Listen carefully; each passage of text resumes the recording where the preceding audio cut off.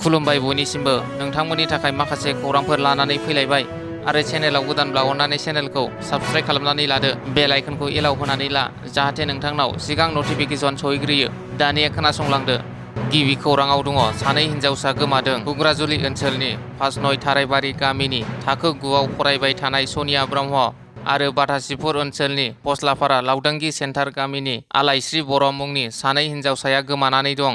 सनितपुर जिल्लानि घुग्राजुलि ओनसोलनि 5 थारायबारि गामिनि नयन ब्रह्म आरो टिप्रि ब्रह्मनि 14 बोसोर बैसोनि फिसाजो आरो बाटासिपुर ओनसोलनि फस्लाफारा लावदांगि सेन्टार गामिनि बिजय बर' आरो मालती बर'नि 14 बोसोर बैसोनि फिसाजो आलायस्रि बर'आ बोहैथि दाननि थांनाय 1 जुननिफ्राय गोमानानै दं। थाखो 9आव फरायनाय सनिया ब्रह्मनि बिफाया फोरमायनाय बादिब्ला बिसोर सानैनि आखायाव रां गैया।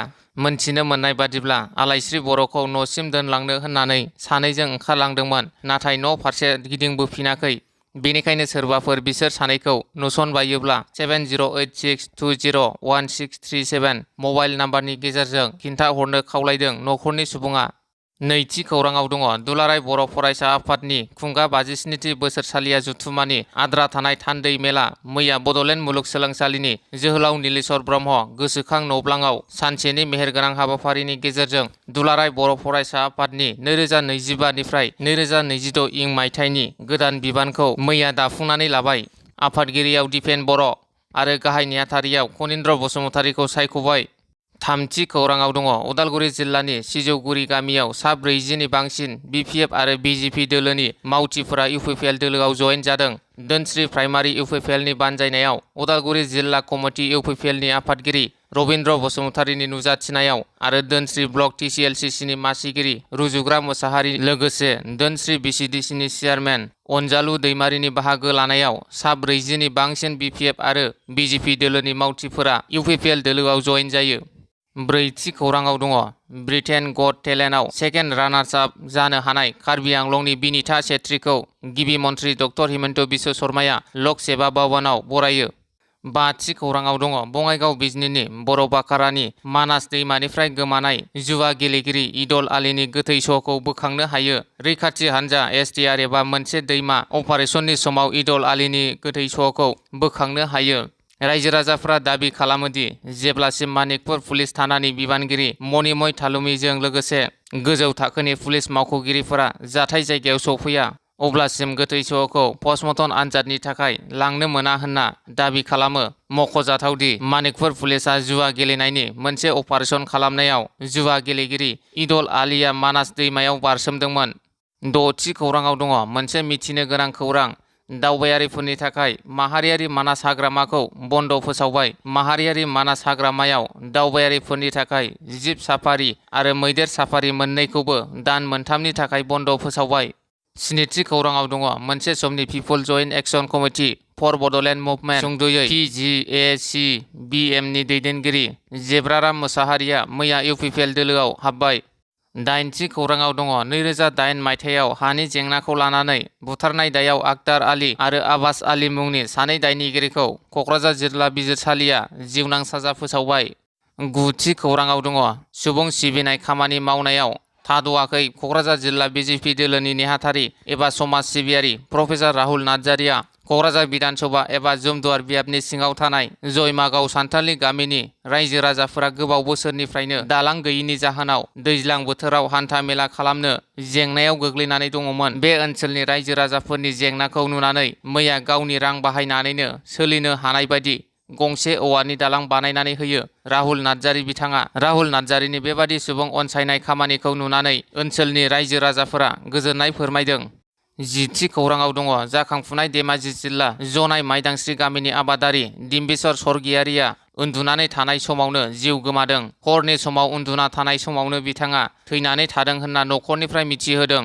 बिथाङा ड्रागन आबादजों लोगोसे गोबां आबाद मावोमोन जेरै आबर आबाद जोगोनार आबाद मटर आबाद आरो बायदि बायदि आबाद मावनानै मुं मोननाय आबादारिमोन। माइदांस्रि गामिनि लाइमोन आफादगिरि जानानैबो गामिनि जाखांफुनाय लाइमोनफोरखौ मोजां थांखिजों खामानि मावनो बिथोन होबोदोंमोन। 11थि खौराङाव दङ धेमाजि जिल्लानि सिङाव थानाय 1 नं धर्मापुर गामि जुन खारें जरायनि 75 बोसोर बैसोनि गंगाश्री गयारिया थांनाय मे दाननि 20 अक्ट' मंगलबारनिफ्राय न'निफ्राय ओंखारलांनानै गोमाहैना दंहैयो। बेनिखायनो सोरबाफोर नुबाय बायोब्ला न'खरनि 8753393749 मबाइल नाम्बाराव फोरमायहरनो खावलायहरदों। 12थि खौराङाव दङ। जोबोद दुखुनांथाव खौरां। कुणाल गयारिया प्रेसार स्ट्रक जानानै गोब्राब थासारियाव दं। क'क्राझार जिल्लानि कुसुगाव फाथाखाथा गामिनि रेडिअ' आर्टिस्ट हिदया बसुमतारीनि आंगो फिसाय हारिमु सिबिसुला देंखोगिरि महरगिरि कुणाल गयारिया थांनाय 30 मेआव क'क्राझारनि बड'फा कालचारेल कमप्लेक्सआव जालांनाय 1955 निफ्राय 1986 मायथाइनि गेजेराव गोदान दिल्लीयाव बर'नि मोसानाय हारिमुखौ दिन्थिफुंनाय मोसाखावरि आरो दामजु दामगिरिफोरखौ मान बावनाय हाबाफारियाव बाहागो लानाय समाव हरखाबै प्रेसार स्ट्रक जानायनि जाउनाव गोब्राब थासारियाव दं। आथिखालाव बिथांखौ क'क्राझार टाउननि आइ आफा गावारि फाहामसालियाव फाहामथाय होबाय थानाय जादों। बिथांनि फाहामथायनि थाखाय गोबां रांनि गोनांथि जानायनि थाखाय न'खरनि सुबुङा राहा गैयै जादों। बेनिखायनो कुणाल गयारिया थाब हामनायनि आर'ज गाबनायजों लोगोसे जा एसे हायो स्क्रिनाव होनाय QR क'डनि गेजेरजों राङारि मदद हरनो रायजो राजाफोरखौ खावलायहरदों। न'खरनि सुबुङा 13थि खौराङाव दङ। मुंख्लं गोमोथाव ब्रह्मनि गोसोखांथियाव लुफुंनाय मुंख्लं खाम्फाखौ मैया बेखेवबाय। बर' हारिखौ रैखाथि खालामनो आलादा बड'लेण्ड रायजो सोरजिनायनि थांखिजों न'खरखौ नागारनानै थांनाय 2005 मायथाइयाव NDFB आफादाव थांदोंमोन मुंख्लं गोमोथाव ब्रह्मआ आरो बिथाङा 2010 मायथाइनि 15 दिसेम्बराव सुथुरफोरनि आखायाव मुंख्लं जानो गोनां जादोंमोन। आथिखालाव बिथांनि रुंसारि जानाया 15 बोसोराव आगान होबाय। बिथांनि मुंख्लं खाम्फा बेखेवनायाव बाहागो लाफैनाय सुबुंफोरा गोथौ दुखु मोननाय फोरमायदों आरो इसोरनि खाथियाव बिथांनि जिउमाया आलो गोजोन थाहैनायनि थाखाय आर'ज गाबदों। बर' हारिनि थाखाय गावनि बेसेन गोसा जिउखौ बाउसोमलांनाय मुंख्लं गोमोथाव ब्रह्म बि गनायथिनि गोसोखांथियाव लुफुंनाय मुंख्लं खाम्फाखौ बेखेवनाय हाबाफारियाव मुंख्लं नखर आफादनि आफादगिरि अनसिं दैमारिया बाहागो लादों। 14थि खौराङाव दङ। जाफुंसार फालांगिरि मनरन्जन ब्रह्मनि बाख्नायथाव हाबाफारि।